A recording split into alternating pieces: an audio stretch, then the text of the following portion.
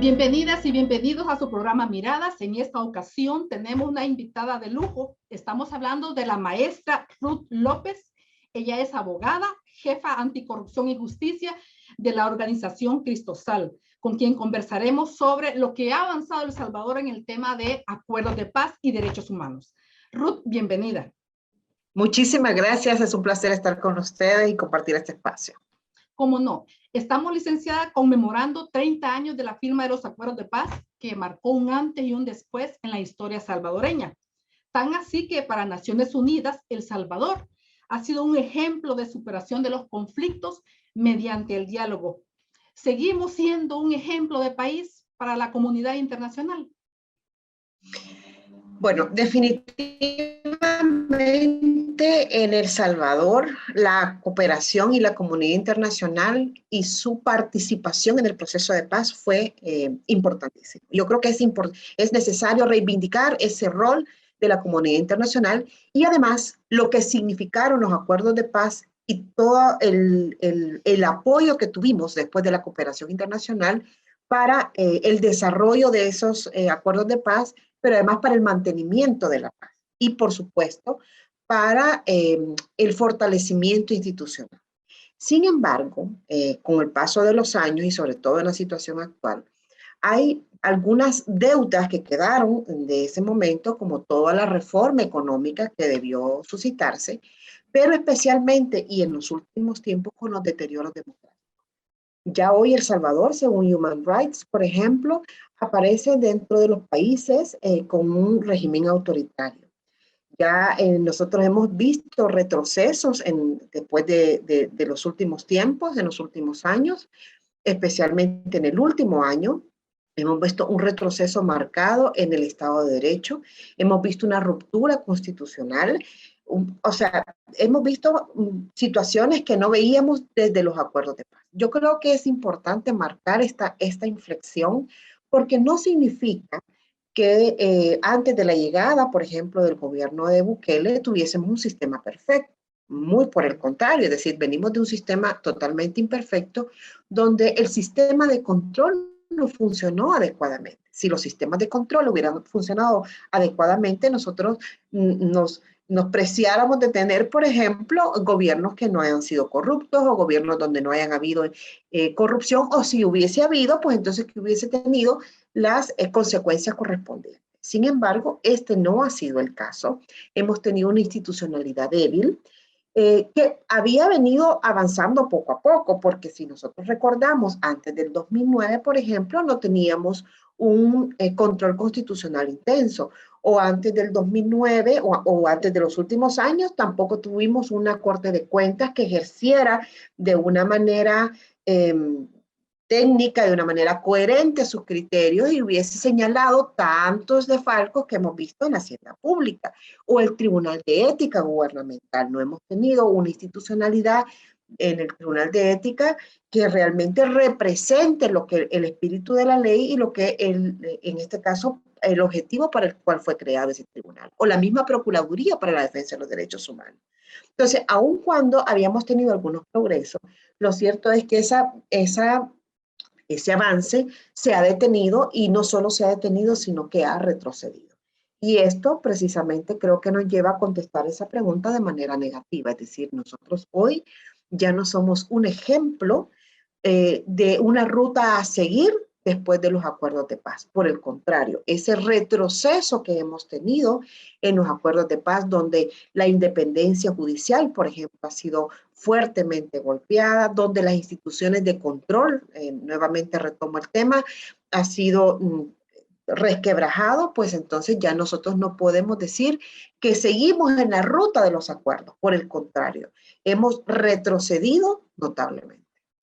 Y eso tiene que ver, licenciada, con el poco apropiación que la sociedad ha hecho de fortalecer derechos políticos, económicos, sociales, culturales, o que ha tenido a la base el que no hayamos avanzado lo suficientemente como para ahora estar en una situación tan delicada. Esto tiene que ver, en primer lugar, con un conjunto de insatisfacciones y con un conjunto de incumplimientos en la garantía de los derechos de los ciudadanos. pero además con una deficiente formación cívico-democrática. O sea, cuando nosotros vemos, por ejemplo, encuestas de la OCA, donde las personas reflejan, o el latirobarómetro, por ejemplo, donde las personas expresan que siempre que un gobierno les resuelve, no importa que sea autoritario, o sea, que resuelva sus necesidades inmediatas. Y eso expresa el nivel de carencia de nuestra población. Mucho se puede criticar a un grupo de ciudadanos que piensa que no importa si votar es relevante o no, o que es mejor que, que exista una reelección inmediata. Sin embargo, las preocupaciones de la ciudadanía no son esas. Las preocupaciones de la ciudadanía están en las carencias, en la falta de alimentación, en la falta de un sistema de salud debidamente articulado, funcionando, en la falta de un sistema educativo que garantice precisamente la posibilidad de una cualificación técnica, pero además la falta de empleo, es decir, la falta de condiciones donde los ciudadanos y las ciudadanas salvadoreñas no tengan que emigrar para poder ver satisfechas sus necesidades y las de su familia. Entonces, cuando tenemos ese tipo de condiciones, el tema democrático queda un poco rezagado. Y si además de eso no hemos considerado una formación cívico-democrática donde los ciudadanos digan, bueno, no tengo, ¿verdad? No tengo el salario, no tengo garantizado ni siquiera el salario mínimo, no tengo una fuente de ingresos que me permita sostener a mi familia, pero definitivamente la corrupción, ¿verdad? No es una alternativa, porque la corrupción termina perjudicándome. Cuando esa formación no ha existido que me permita llegar desde un punto A hasta un punto B para poder condenar la corrupción de manera vehemente, pues entonces es porque no hemos hecho la tarea adecuadamente. Y esa tarea no solo es un tema de los gobiernos, también es una responsabilidad de la academia, también es una responsabilidad de la familia, de nosotros como padres y como madres. Esa cultura que se está instaurando nuevamente del autoritarismo está respondiendo precisamente a esas deficiencias que usted señaló y que han permitido que lleguemos a este nuevo punto nuevamente, licenciada, o realmente está estancado todo el proceso de avances y cambios. Bueno, el proceso de avance está totalmente paralizado y diría no solo paralizado para un avance, sino se detuvo y estamos en un franco retroceso. Lo que pasa es que los regímenes autoritarios suelen reducir los discursos en términos de polarización, es decir, todo es cosas como las que estamos viendo, por ejemplo, eso los de antes, los de ahora, los mismos de siempre, yo soy diferente, etcétera, pero realmente ante la ciudadanía, ante la población, no existe una evidencia de esa diferencia en cuanto a un mejor posicionamiento o a estar mejor preparados para darle respuesta a las necesidades de la gente.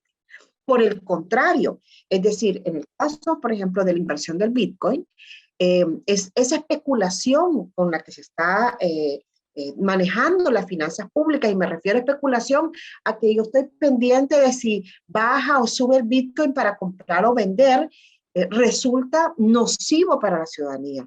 Yo he advertido en algunas ocasiones, yo estoy muy preocupada con el tema de que la ludopatía, ¿verdad? Esta enfermedad o este padecimiento a los que pueden llegar personas adictas al juego, pues entonces puede llegar a ser un problema de salud pública en el país.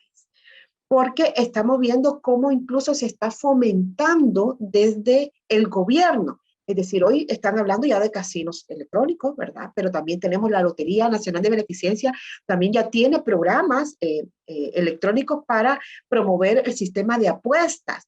O el mismo presidente de la República con esta incesante exposición de si baja compro, si subo no sé si voy a vender, etcétera. Y además con la falta de transparencia que se hace.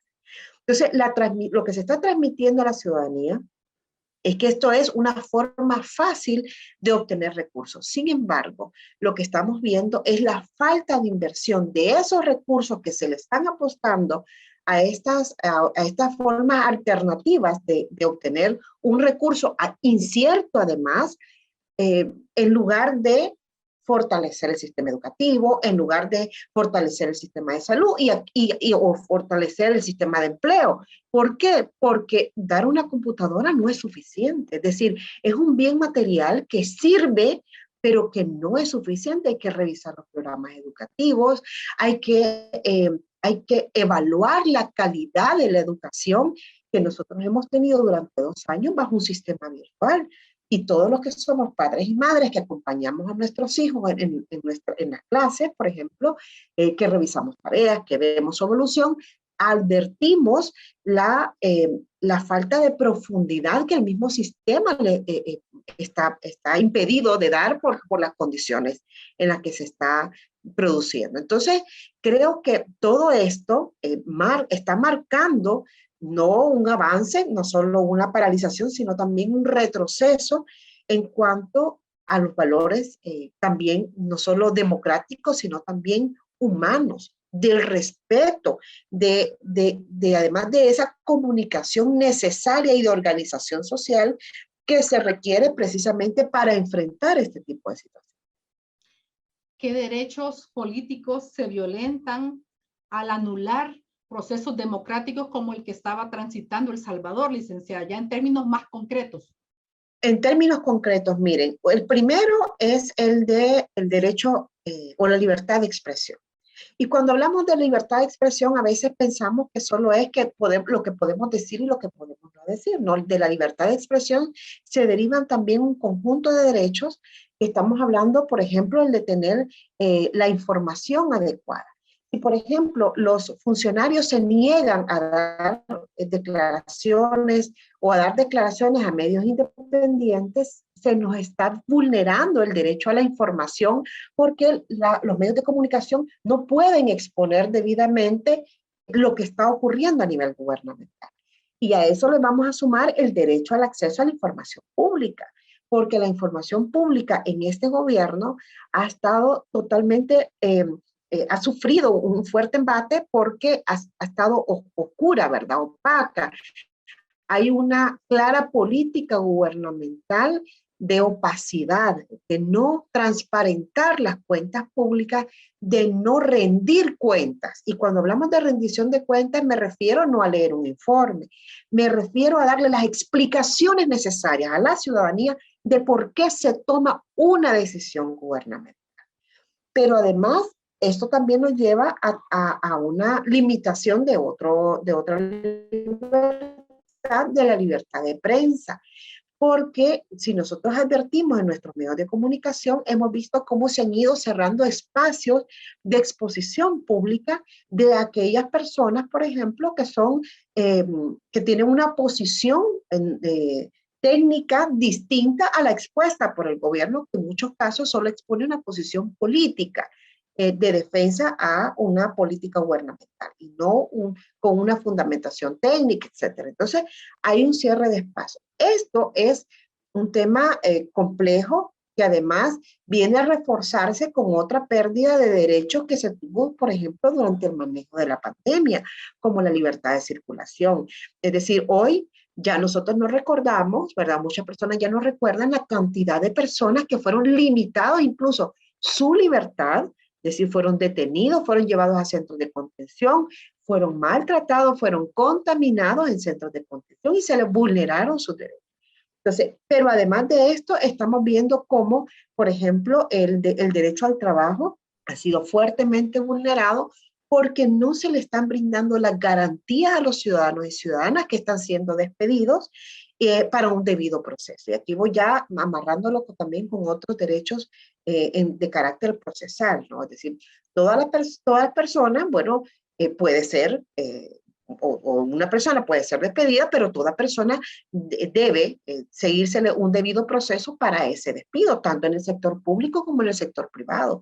Pero es muy alarmante que en el sector público estén ocurriendo despidos sin justificación y además se estén vulnerando derechos como la intimidad también, que es otro que hemos visto fuertemente golpeado. Muy relacionado a la posible adquisición de un software que ha venido justamente, se ha adquirido para, según lo que hemos conocido por los medios de comunicación, para vigilar, para realizar alguna actividad de vigilancia sobre la actividad de los periodistas. Y esto vuelve a estar amarrado con toda la explicación que di antes sobre el tema de la libertad de expresión, información, acceso a la información y prensa. Y esto es muy riesgoso porque, miren, todos los ciudadanos, no solo los periodistas, todos tenemos un ámbito de privacidad, de intimidad, es decir, es un núcleo, es una parte que solo nos corresponde a nosotros. Cuando mediante un software, un gobierno trata de ver qué es lo que está pasando, o qué es lo que nosotros estamos diciendo, o cómo estamos pensando, o qué nos está pasando a nosotros como individuos, esto le permite al gobierno tener información que solo nos corresponde a nosotros y que después puede ser utilizada para chantajear, para coaccionar a alguien en la toma de decisiones. Muchísimas gracias por sus aportes. Sin duda, como país tenemos muchísimos retos por delante que tienen que ver con el derecho a la vida, a la salud, a la libertad de expresión, derecho a no migrar, porque la gente en este país se sigue yendo, sigue migrando por búsqueda de unas condiciones que El Salvador no es capaz de ofrecerle. Le agradezco mucho su intervención y sin duda la última palabra la tiene la ciudadanía, el salvadoreño, que debe de empoderarse de sus derechos. Gracias, licenciada.